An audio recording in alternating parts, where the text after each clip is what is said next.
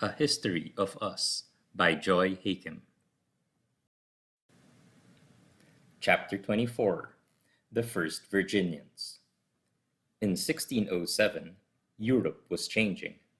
In the great Catholic nation of Spain, the government was bankrupt. Although nobody knew it, Spain's glory days were over.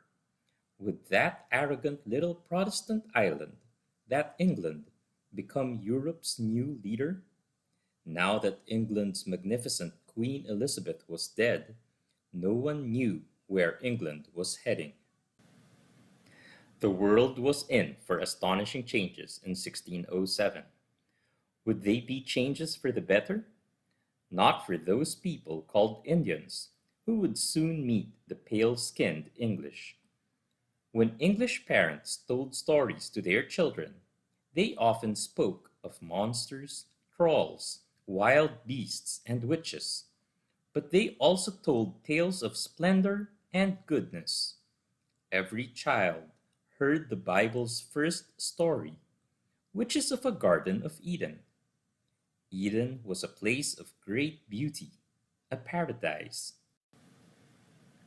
Many of the goodness stories were about sweet, simple people who lived in harmony with nature, and those stories seemed real too, because there was much goodness in the world.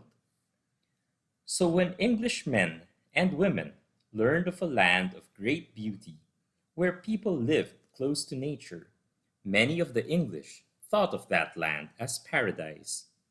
They called the natives savages. It was a patronizing use of the word, but not meant unkindly. The first English visitors to the New World described the Indians as courteous and gentle and great.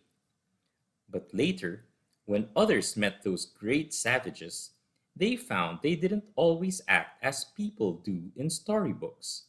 Soon, some were calling them worse names than savages. They called them beasts. Some said they were servants of the devil. Others said they were part animal and part human. But those people, the Indians, were just real people, like the English. They lived in families, in towns, governed by leaders. They farmed, hunted, played games, and fashioned beautiful objects. Some of them were wise, and some were foolish. Some were kind, and some were mean. But most were a bit of all those things. One of the most interesting Indians the English would meet was the Powhatan, the ruler or emperor of eastern Virginia. His real name was Wahun Sonokok, and he had inherited an empire of 5 tribes. Through daring, strength, and leadership, Powhatan soon held sway over dozens of villages and thousands of Indians. The English would call the Indians of his empire Powhatan Indians. They were woodland Indians who spoke Algonquian dialects and hunted, fished, and farmed in a region of great abundance. The area surrounded the Chesapeake Bay and went west to mountain foothills and south to what would someday be North Carolina's border.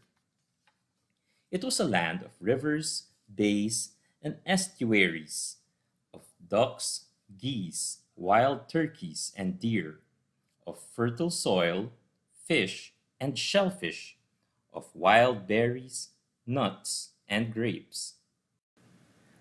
Powhatan's people raised vegetables, corn, beans, squash, and pumpkins, which was more than half the food they ate. Because they farmed, they lived in settled villages. Corn was their most important food. They ground it and made it into flat pancakes that served as bread or rice does in many other cultures. Aside from corn, the food they ate changed with the seasons. Fresh vegetables in summer and fall, game in winter, and fish, stored nuts, and berries in the spring. Spring was when corn supplies ran low, and they sometimes went hungry. There was much small game in the region: raccoon, opossum, squirrel, turkey, and rabbit.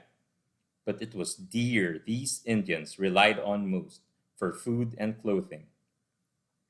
Unfortunately, like people elsewhere, they overhunted. Deer became scarce, and they knew if they roamed outside the Powhatan's territory looking for better hunting grounds, they risked war with other tribes. It was the men who hunted, fished, and fought. Women farmed. Men and women had set roles in this society and rarely changed them. Children helped their parents, played, and didn't go to work until they were young adults. The boys often played in scarecrow houses that stood in the middle of the fields. From there, they threw stones at rabbits or other animals that might nibble on the crops. It trained their throwing arms, and that helped when they became hunters. Little girls played with clay, made pots, and helped their mothers plant and cook. Boys and girls played running games. There were no horses. They hadn't arrived in this part of the New World yet, so fast runners were prized. Sometimes they would dress up like their parents, painting their bodies and wearing necklaces and bracelets of shells and beads and animal bones. Men and women tattooed beautiful designs all over their bodies. Men sometimes hung animal claws, birds' wings, bats, even live green snakes around their necks.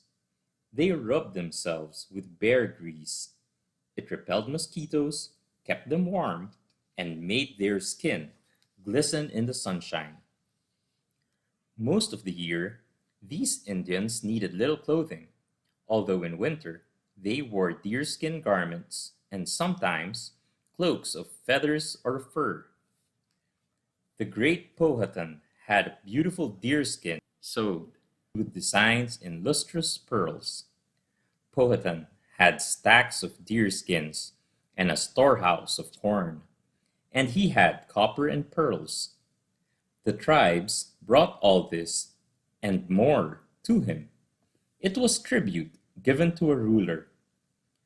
Each tribe had its own leader, called a Weerwants, and also priests and healers and others with power. But the Powhatan was special. All those who met him noted it.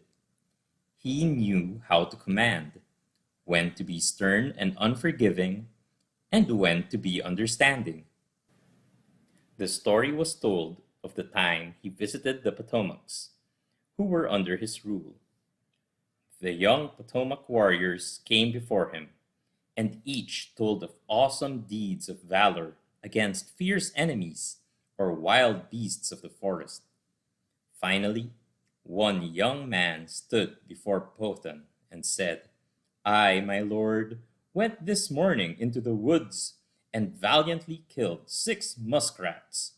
While that may be no more than boys do, it is true, while much you have heard is fable." When Powhatan heard that, he broke into laughter and gave a reward to the truth teller. Powhatan's priests had foretold that his mighty empire would one day be destroyed by men from the east. The Chesapeakes, who lived by the ocean, were the easternmost of his tribes. Perhaps that is why, just before the 16th century turned into the 17th, in the European method of reckoning, Powhatan fought the mighty Chesapeake Indians and left them weak and powerless. Powhatan didn't yet know that 3 small ships were heading for his realm. They were coming across the ocean from an island far to the east. Jamestown Island in Virginia. Sidebar: patronizing means condescending. It means thinking you are better than someone else. Sidebar: Earthly Paradise. Letters like this one, written by Ralph Lane in 1585, made people want to go to the New World. Lane was a member of Raleigh's Roanoke colony. We have discovered the goodliest soil under the Cape of Heaven, so abounding with sweet trees, that bring such sundry rich and pleasant gums, grapes of such greatness as France, Spain, nor Italy have no greater. The continent is of huge and unknown greatness, and very well peopled and towned, though savagely, and the climate so wholesome that we had not one sick since we landed here. Sidebar: An estuary is the body of water where the mouth of a river meets the sea. Caption: Powhatan women grew corn and other vegetables. Caption: Powhatan men hunted for small game and deer. Caption: This etching of Virginia Indians is based on a drawing by John Smith. Remember, horses first came to America with the Spanish conquistadors. Even 100 years later, they were still a rarity. Sidebar: The bear grease that the Indians rubbed on their bodies made their brown skin shine with a reddish glow. Europeans thought it really was red, and that was how the name Redskin, which many Europeans once used for Native Americans, came to be. It's based on a misperception, which is an error in the way things are seen.